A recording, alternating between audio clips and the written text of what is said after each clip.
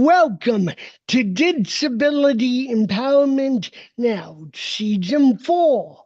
I'm your host, Keith Murphy DiCincini. Today I'm talking to author Ben Mattlin.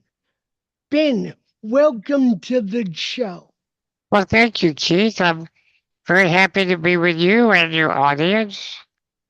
Thank you. And so tell us more about you Okay. and your advocacy. Okay, I'm a he, him, his. I'll start by describing myself. I'm an old white guy with not enough graying hair. Uh, I'm wearing a headset microphone. My head is on a blue and white striped pillow. Uh, I have a bit of a trach. I'm not sure if it's visible, wearing a dark blue shirt. Um, I didn't want to be talking to you from bed, but life with a disability.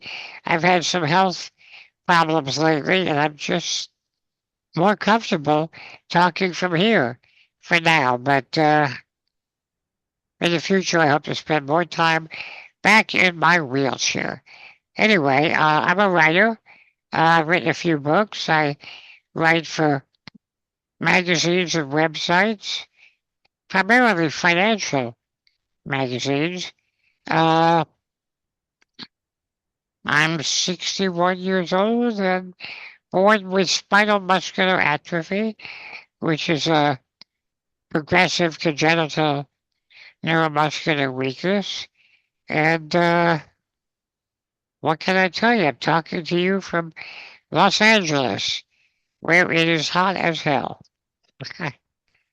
Well, I'm right now in Tucson, Arizona, so I fully agree with you. Yes. It's often in the triple digits in the afternoon. Uh, Delightful weather. Although with a cool breeze outside, it is walkable or wheelable. It's amazing how cool breeze can change everything outside, not to mention rain. But anyway, so tell tell me about your books and growing up with your disability and how that has shaped your advocacy. Sure. I was born in New York City. So was I. Oh, really? Yes, Manhattan. Me too. Me too. Absolutely. Kind of miss it sometimes, although I guess it's not quite what it used to be. Well, nothing is. Anyway, my uh, family, I was really fortunate. I mean, they had the resources, emotional resources and financial resources to provide for me, and the expectation that I would or could do everything my older brother, who was not disabled, everything he could do, I should be able to do. So I went to college, I got married, I moved out of the house with, hiring attendants, personal care assistants as needed. Never easy, but I've managed that for many years. But after graduating from college, I couldn't get a job. Now, this was before the 88, so it was still legal to discriminate. And I think I was discriminated against. Uh, I wrote well enough to get some freelance writing assignments, but nobody would hire me full time until 2 years ago. At the age of 59, I finally got my first full time job. I'm a remote contributor to a financial news website. Uh, but that was my first full time job. So in between, I contributed sporadically to websites, magazines, newspapers, and I wrote a few books because I had time and creative energy. Uh, we back up. I couldn't get a job, right? This was before the ADA, and that's when I began to think, hey, these disability rights activists are onto something. They're right. There is discrimination. I hadn't really been aware of it when I was younger. I guess I don't know. My parents protected me or whatever. But all of a sudden, it's like, you know, we've got to make the world better. Well, we got the ADA, and that was great. And I got married, and we had kids. And I kind of got away from the movement. Uh, and about 5 years ago, I started seeing models, fashion models with highly visible disabilities. Billboards and advertising and whatever. Uh, Paraplegic woman wins a Tony Award. Harry Stroker. I just thought, oh, and of course on social media, disabled people posting selfies and all kinds of glamorous places. And I thought, wow, this younger generation of disabled people, while I wasn't paying attention when I was living my own life, this new generation has come of age and man, they're out there. They're not shy, they're not hiding, they're not pretending as I felt I had to do. Not that I could pretend, but I thought I could. Uh, you know, uh, so I started researching, talking to as many folks as I could, and a pretty good book came out of it, I think, called Disability Pride, uh, just to try to understand, you know, where the movement had been and what it was doing and where it was going. My earlier books were a little more personal. I wrote one about my life called Miracle Boy Grows Up, just out in paperback finally after 12 years, with a new introduction by YouTube star Shane Burkaw. And my second book was about my marriage and others like it, so called interabled relationships. Uh, I'll have a fourth book coming out soon. It's a collection of essays and interviews. Anyway, that's sort of been my career and my life path. And I oh, there we actually go. have one of your books. That's the second one. Yeah, super, super. No, continue. I think I've said too much already. No, Never. uh, one thing I've come to understand talking to people, mostly younger disabled folks, disability rights movement, the ADA, that's fabulous, but it's not enough. You can't. Agreed. You with me? Okay. Yeah. You can't legislate attitudes, and there are a lot of issues people face that the old movements of my generation really did not address. Yeah. Yeah. Hmm. I mean, you tried, and the ADA it's something, but it's it was a cornerstone for the moment. Just like the special education bill was that preceded it. Mm-hmm. But there's always, and there always will be, much room and necessity for improvement. It's Oh, not yes. taking away from any of those important and vital legislation work, but Mm-hmm. the job is very far from done. Yes, yes, yes, I agree completely. So tell me, Hmm. because I came of age, or I was born only less than 10 years shy of the pre ADA generation. Uh, what was it like growing up, going to school, struggling to find work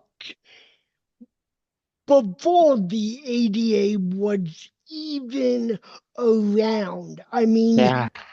it's not even 35 years old. And I Mhm. think the new generation, of which I'm a part of, at the upper end of the age range, uh,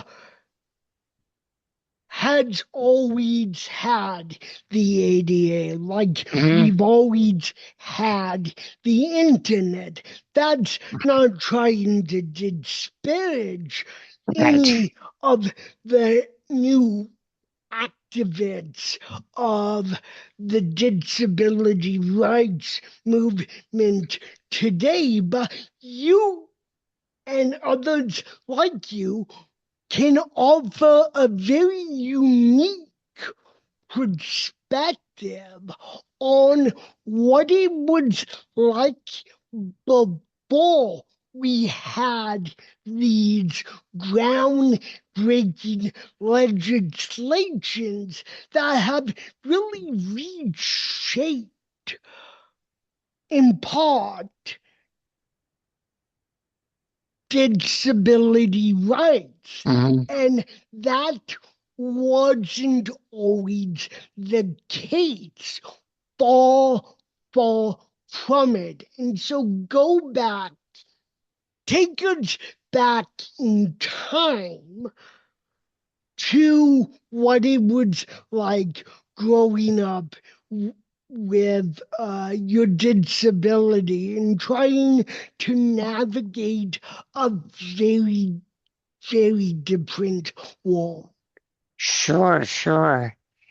Back in the Stone Age, uh, you know, in the early chapters of my book, Disability Pride, I researched, I've got facts and figures about education and so forth. I mean, I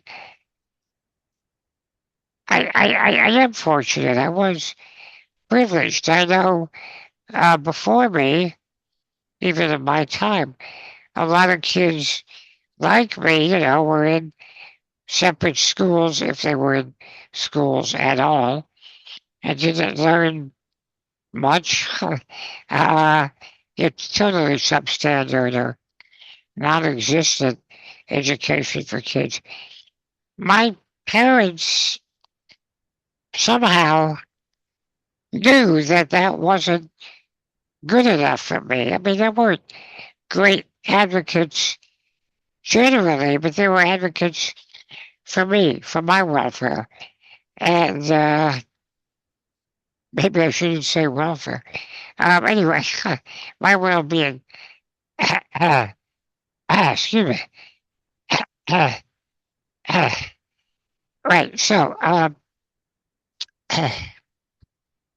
um, New York City public schools in those days, I guess, were, at least by my parents, they were thought to be kind of substandard. So they really fought to get me into private schools, as my older brother was. But private schools would not have me. I mean, they would, beg and cajole, and it was no, no, no. And so they finally, found, uh, well, first one for preschool, then one for elementary school. They had a more liberal policy. It was upstairs. My dad had to lug my wheelchair up the steps every morning. Uh, and my mom would lug it down the steps after school. But, I was the only crip in the place, and my first grade Boy, I teacher, just plugged in my computer. Please continue. sure, my first grade teacher was writing her dissertation on this new concept called mainstreaming handicapped kids or something like that. I was kind of a test case, and she did things to, I guess, help the other kids, non-disabled kids, feel comfortable around me.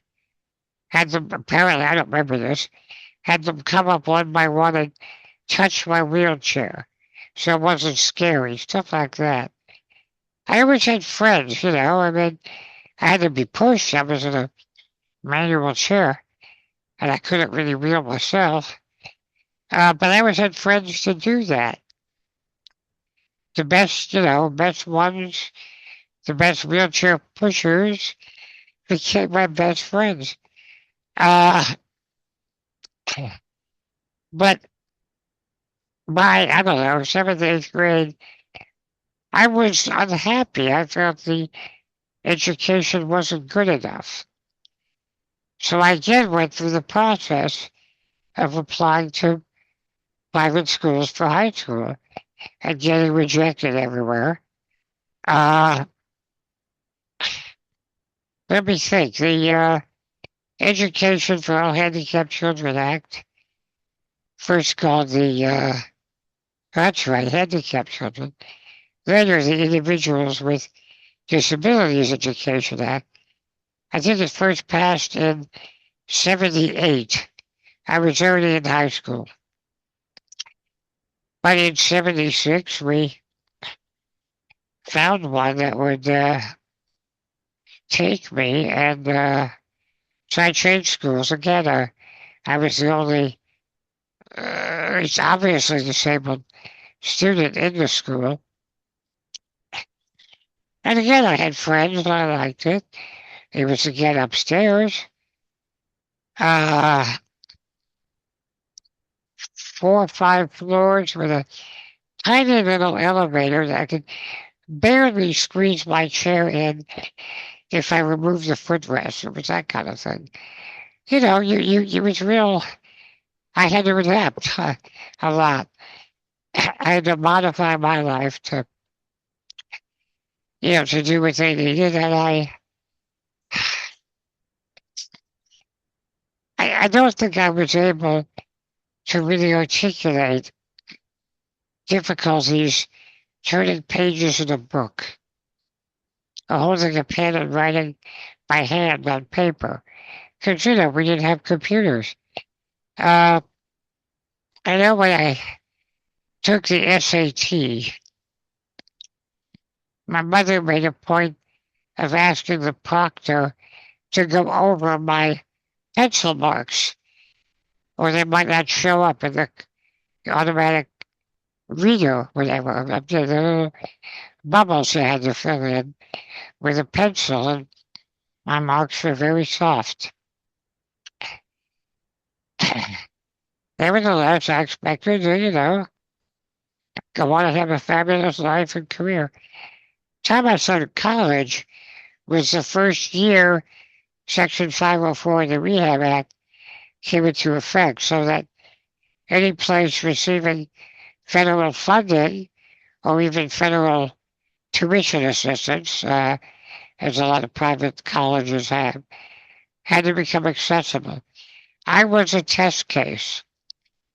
A lot of colleges refused to even consider me. Uh, at least one accepted me before I even applied. Affirmative action, we called it then. Uh, they had to prove that they were, following this new law. Uh, college was rough. First time living away from home, with a hired person living with me. I went through them.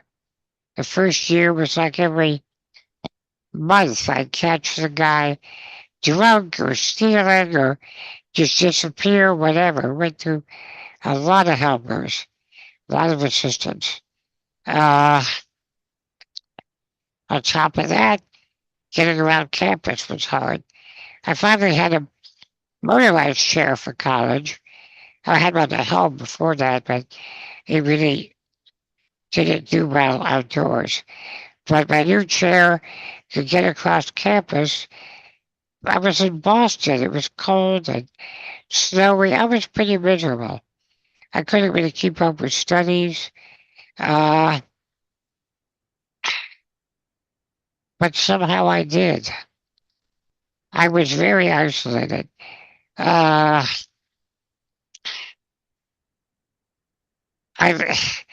there were a few dorms that were considered wheelchair accessible. I was in one, and as we moved up, sophomore, junior year, we were supposed to get better and better dorm rooms, but they didn't have any that were accessible. I was promised an arrangement that was then rescinded because the deans felt that if I was rooming with other students, non-disabled students, it would inhibit them. They would feel responsible for me in a bad way. Never mind that I was inhibited by being completely isolated. It was rough. Junior year, I finally rented an apartment off campus with my girlfriend, now my wife. That was great. Much better year that year. But yeah, again, anytime you tried to go anywhere, you had to ask. Some cases you still do, but you had to check. Are there any steps? Is it, will you allow me in the door? I got kicked out of restaurants and for fear of disturbing other patrons. Got movie theaters. If you couldn't get out of your wheelchair, it's a fire hazard. Not safe for others. Liability issues, all these excuses to refuse service, which I sometimes obeyed and sometimes did not. But you think about it, at least I didn't, as a civil rights violation. It's just the way it is. But the wonder I felt, as I think many of my peers did, that you had to minimize, you had to pretend you didn't have a disability. You had to be a overachiever, you had to be twice as good to be considered as an equal. I recount this in my book too. There were disabled celebrities, but that was a secret. We only found out about it later Did you know they could hide at least their physical disabilities? Uh,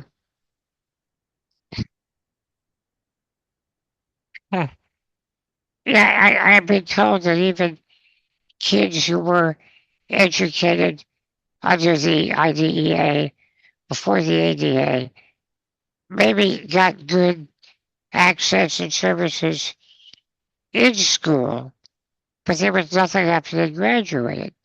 And the ADA allowed that generation to have hope, to even imagine life as a disabled adult. Uh, so besides all the access laws and stuff, I think the ADA, well, for me, it was very validating that the discrimination I'd felt, and even I hadn't really fully recognized or identified as such, it's real. And a lot of us are out there, and the government has now validated this problem in society. That was very, very, very validating. uh, but it didn't get me a job. uh, so even then, it had limits, has limits.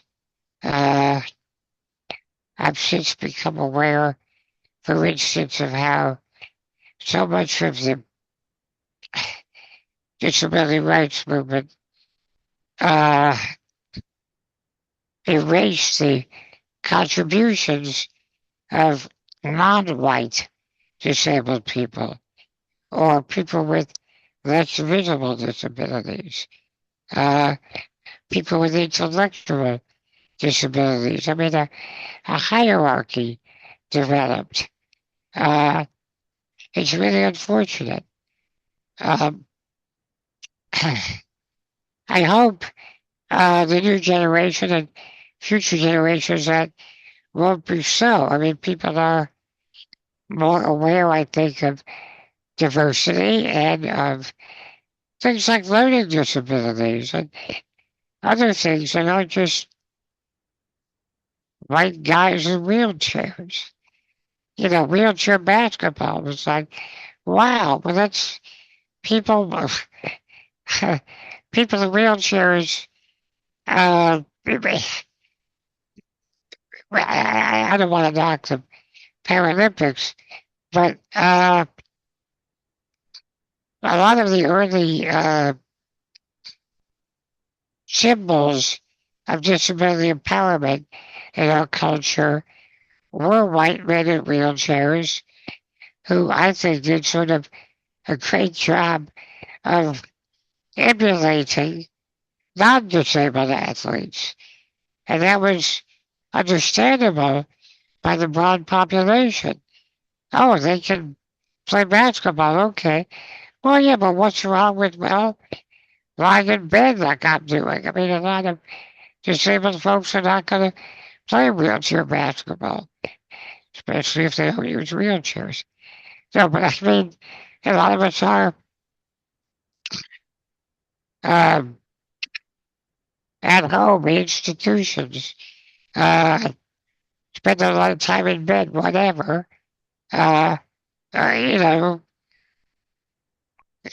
have physical deformities. And, I mean, there's all sorts of ways that all sorts of disabilities and situations that deserve equal attention and an equal piece of the pie.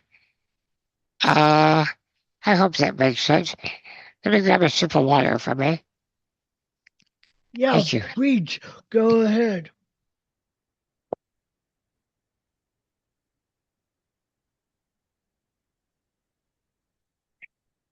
Thank you.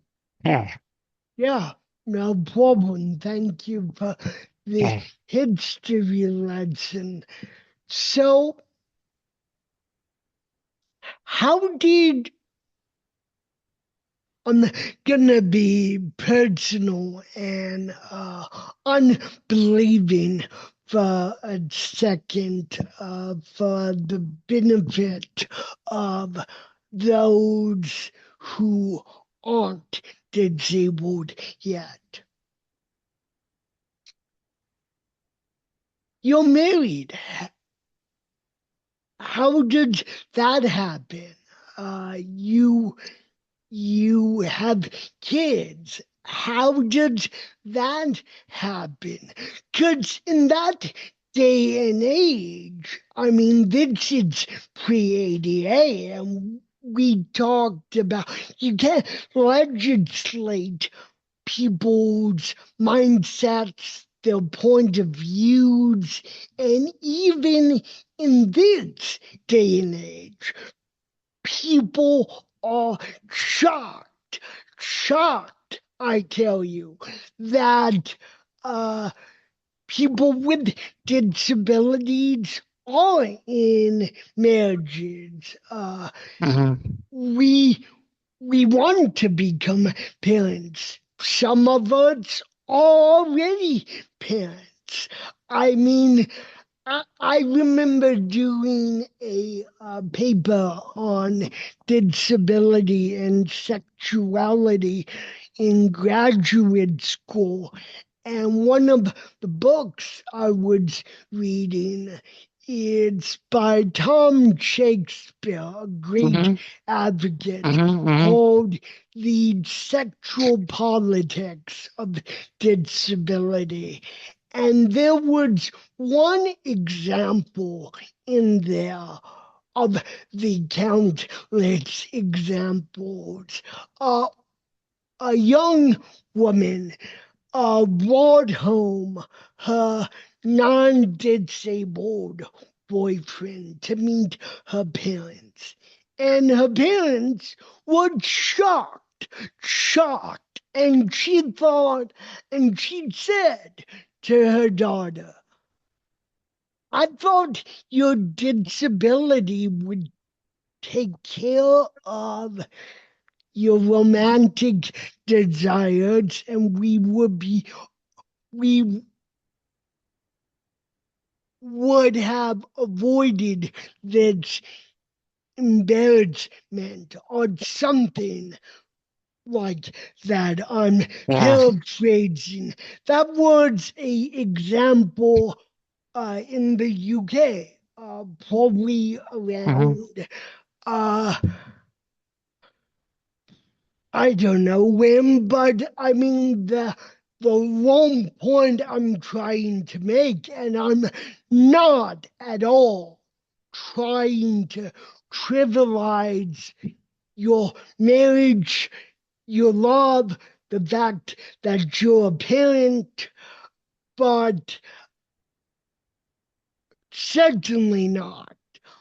But the and I hope you know that, and I think you already do know that, but talking about mindset, people are just like, does your wife have a disability? Do your children have a disability? How does that work?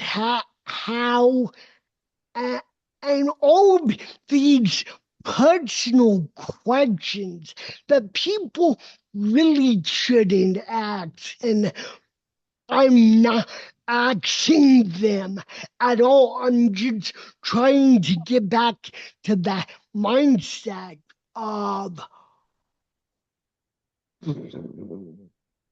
of people totally being Mhm. shocked, like unable relationships exist. And we can debate that term all we want. We won't, but Yeah. we could. Uh, Yes. and Yeah. so, without getting too over personal, I mean, it's your story. You can get as personal as you want. But just to to open a window of viewpoint to people who are unfamiliar on enable relationships. Yes, I'm afraid you're right. I mean, it is still, people can't believe it. I think I may be at least partly responsible for the word interabled. I don't like it, but when I was writing the book about couples, well, people say, write about your marriage. It's like, I can't write about my marriage. I'm living my marriage. I'm too close to it. So I know I'll talk to I'll do a series of stories, little love stories, as the publicist put it, of different couples. Although part of it was, about my own experience. But in trying to get people that I wanted to interview, I had to, send out, I had to kind of pitch it. And I was like, uh, interabled, quote unquote, for lack of a better word. And all of a sudden it's, kind of everywhere and accepted. I guess it's clear what it means, but I'm not exactly comfortable with being labeled that way, Uh, a relationship is a relationship. Uh, but yeah, it works, I guess, in some sense.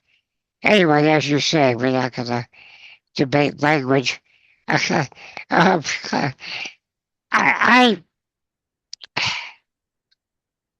I've talked to people, disabled people who grew up with their disabilities, as I did, who I think you did, who their parents. The message was you're never gonna find love. You're never gonna have that, and you're gonna be, stuck with your parents forever. And I think it can become a self-fulfilling prophecy. I never heard that. I don't know. As I say, I grew up just kind of not thinking I could not have all the things anybody else could have. It wasn't easy. I mean, I went through the thing where I would sort of hit on young women, politely, of course, and they would say, well, no, we're just friends. I don't think of you that way. I think a lot of disabled folks have heard that, uh, but I'm nothing if not persistent. And I, kept at it.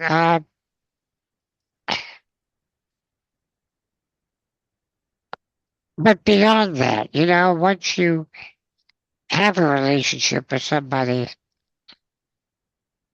there can be, or there certainly was for me, and I don't think I'm the only one, a, a terrible fear that this is your one chance. And it can get a little bad, I'm not saying I've been subjected to abuse, but it can get insecure. And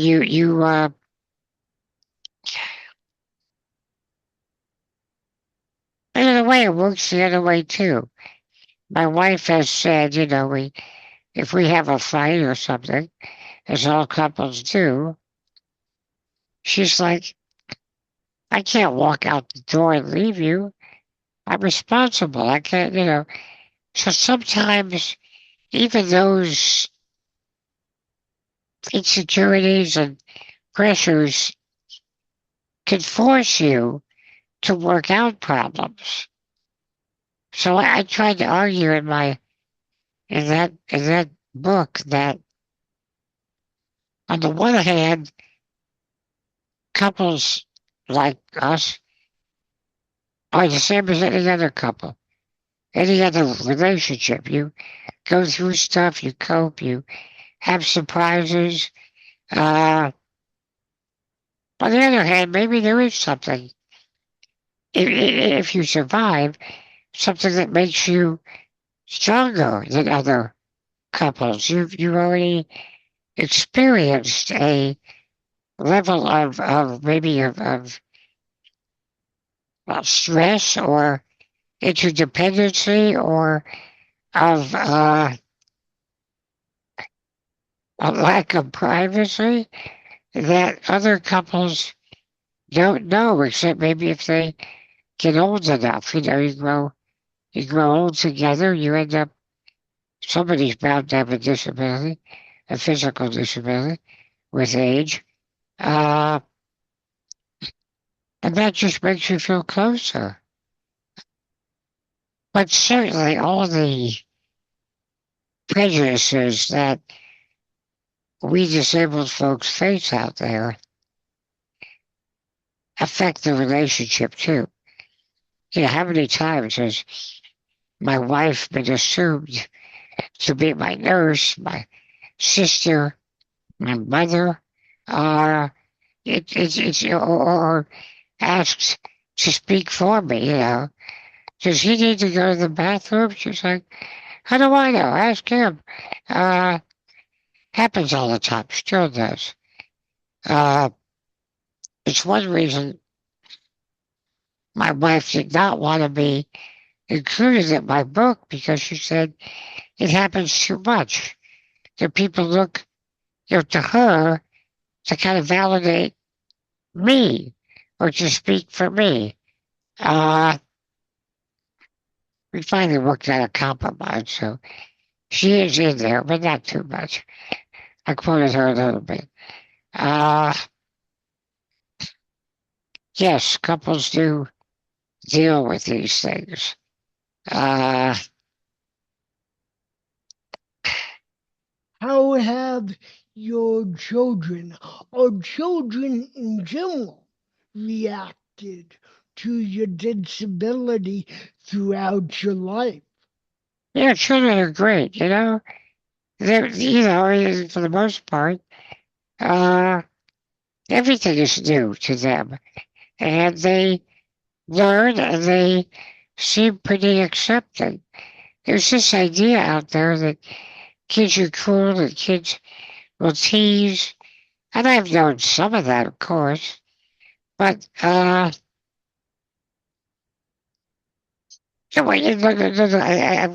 heard this so many times from people, and I've certainly experienced it. You're going down the street in a wheelchair, whatever, and a kid will stop and stare. And the adult will pull the kid away. Don't do that. Don't. I'm like, don't teach this kid that I'm, unsightly or something. Let them look and ask questions. Yeah, riding in a motorized chair, it's pretty cool. You might as well look at it and go, wow. Uh, ramp on a van, whatever. Any equipment we have or the way we move and communicate, it's pretty cool. And, you know, I think that's a better attitude. As for my kids, we had to work out ways of sharing responsibility. A wheelchair could be a great way to carry a small child and all their stuff. My kids run in my lap all the time. There was a time as I was getting weaker that I could not drive my chair. My hand control became difficult. I now have a little joystick I can move with my lips, which is fabulous. But for a long time, I really was having trouble driving my chair. And sometimes my elder child would sit in my lap. They were, what, 6 years old or something? And I'd get their help to drive the chair. And they've told me since And it was great, and they weren't afraid or embarrassed. They felt very special to be given this responsibility. Uh,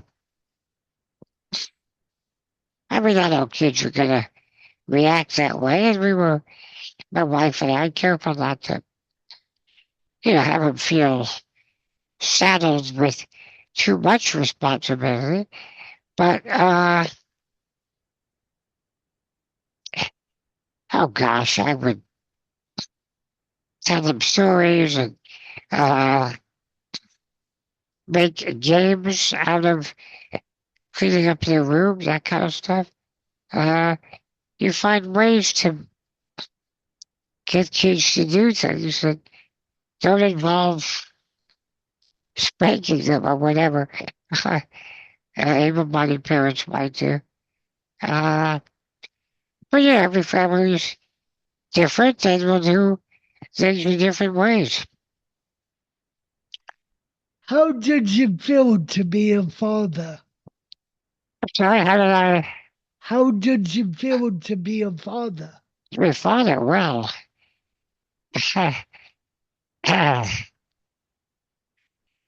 well, we did go through a few years of infertility treatments and all that. So when we finally, got there, it's an amazing feeling to you learn something about yourself and about your mate. Uh, Something you thought you could never do or cope with. And you find, I think, an inner strength and a ability that, you're proud. That's all there is to it. You feel very proud to have this responsibility, uh, to be trusted in that kind of role. It's pretty profound. Not for everybody, but I would recommend it. You mentioned that you were just hired for your first full-time job a few years ago. Yes. How did how did that feel, and did how what did you like writing or being a contributor for a financial news site? That's a very interesting area uh, to operate in. At least I think so. How is it like for you?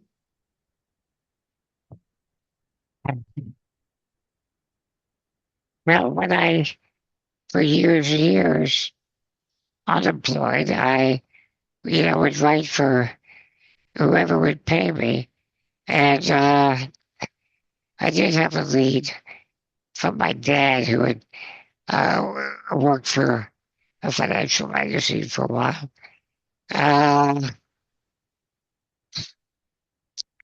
Actually, even before that, there was a connection through college to the LA Business Journal, a weekly paper. They were one who would not hire me, but they gave me a few freelance jobs. So that's how I began to amass a portfolio of writing samples. Uh, but I had to learn a lot about business. And I found to my amazement that I liked it. And that, well, a lot of people, but doing financial journalism, but a lot of them are not very good.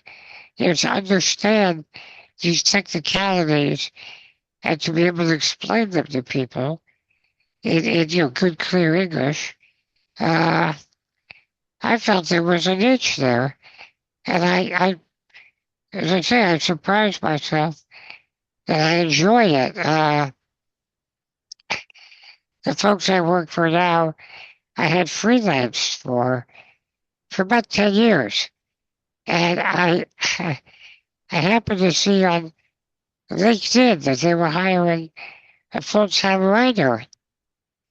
And I emailed them or whatever I did through LinkedIn and said, you're in New Jersey, I'm in Los Angeles. Any chance this could be done remotely? And this was, after or during the pandemic and Zoom and all that, it was finally what people like me had been wanting and needing for forever. Uh, Publisher got back to me and said, well, that's fine. That'd be great. We'd love to have you. And I had to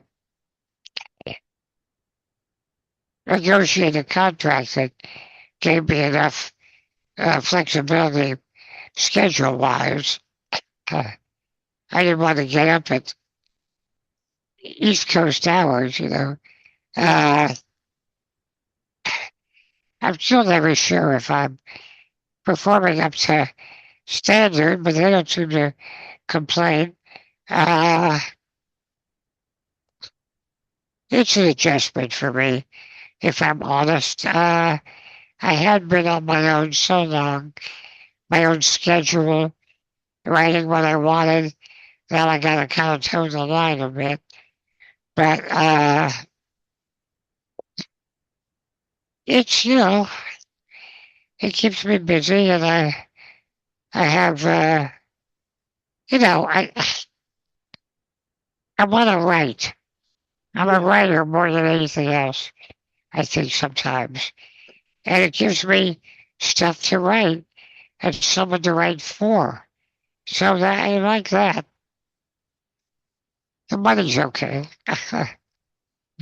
So we've talked about so much during this episode. In case there are any aspiring advocates listening or watching this, looking to make self-advocacy, writing, financial literacy, their calling, what is some advice you would give them as someone who's lived through a very difficult time? Most of, yeah. Wow, I don't know. There are no wrong answers.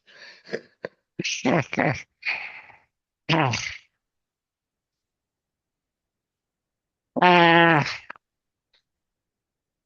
the old advice with anything is don't take no for, well, I won't say that.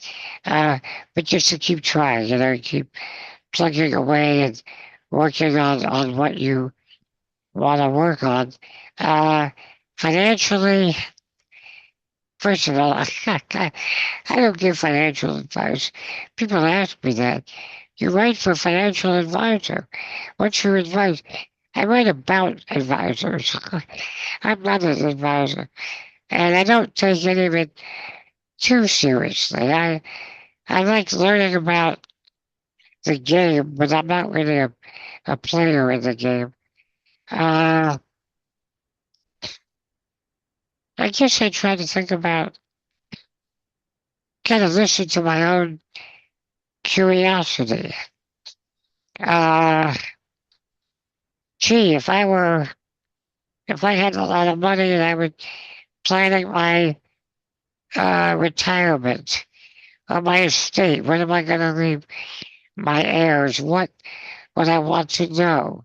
How would I handle this or that situation? How does an advisor handle it when a couple comes in and they start arguing with each other, as couples do about money and everything else a lot? Uh, I just think about those things and I say to my editor, is she any interest in this story or that story? And fortunately, most of the time they say yes. Uh, they also give me assignments about subjects I know nothing about and have no interest in.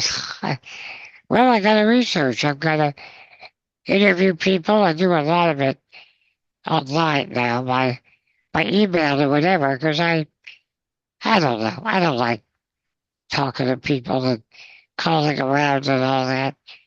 Maybe I should, but I do a lot of it. I guess I kind of worked out a system for writing up questions and going back and forth electronically. Uh, I always knew I wasn't going to be a roving reporter. I wasn't going to move around and be on the scene. I wanted to be behind my computer, putting my words together correctly if I had enough to write about. Uh, Unfortunately, a lot of people want to stay behind their computers. So they'll answer questions by email or whatever, and I can, if they're technical terms, I can look them up online. I do that a lot. What is this versus that? Different types of annuities, bonds, whatever. Uh, Educate yourself and uh, you learn a lot and you get better and better as you go, I guess. Not every story is going to be fabulous, but if you produce enough of them, you can afford a few duds. So I like to think that both advocates with disabilities and those who have yet to discover or embrace their own disabilities in groups within those groups listen and watch this program. I'm not naive enough to think that each group or groups within those groups take away the same things from every episode. So, as my guests, what do you hope that advocates with disabilities take away from everything we've talked about in this episode? And what do you hope that those who have yet to discover or embrace their own disabilities take away from this episode? Good questions. I mean, in my research talking to other disabled folks, almost every single one, I think, without exception, had a story, an arc, a journey uh, of self-discovery. A lot of it, people go online and discover, hey, I'm not the only one like me. I thought I was coping all on my own here, and there is a community.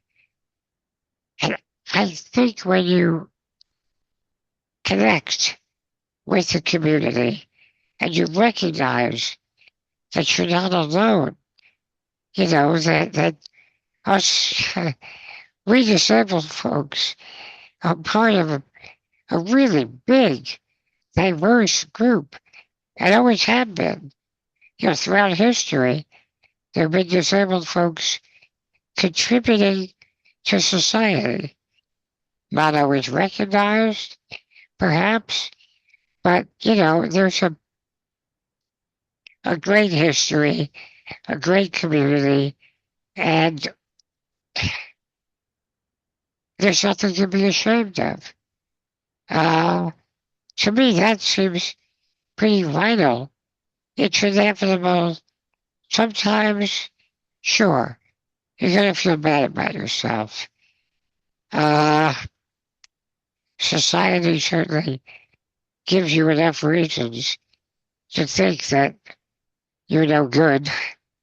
Uh, but try not to listen to that. Uh, it's not just about fighting for ramps and Braille and ASL and all those things. They are important, but I feel like, at least for many people, step one is, I'm okay as I am, and I'm part of this vast and vibrant community, and uh, what's the word I want? This sort of tradition, not well, this history uh, of great disabled people doing their thing, and I'm all for letting people see that, know that, learn about us, and we're a pretty cool community, I think.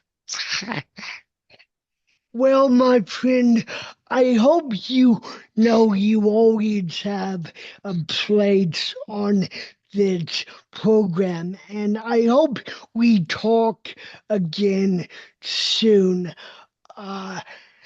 Because there's so much more we could talk about and really need to talk about in on every topic on its Mm. labor. I appreciate so much the time and energy you've devoted to talking so much in this episode about your life and what it was like living pre-ADA, pre-IDEA, and growing up in a area in a time that thankfully it's changing, but it's not so long ago. It's not Mm. as long as we think it is. And there's so much farther to go, and we can't and shouldn't do it alone. I am thankful that you have shared so much of your life and your insight, and I look forward to interviewing you again in case there is anyone who wants to reach out to you to find out more about your life, your writing, your career. What is the best way to do that, my friend? Read buy my books. That's it. They should be at the library. No, but I'm pretty easy to find. Go to my website, benmattlin.com, and there's a link there to message me. I always try to respond. Uh, I'm pretty open to questions of almost any sort. Uh, and I do hope we'll get to chat again. This has been fun. Thank you very much, and I hope you have a great weekend, my friend. You too. Thank And you. I hope we get to meet in person one of these days. Super. That would be fun. Take care Mm-hmm. of yourself. Super. You too. Thank you.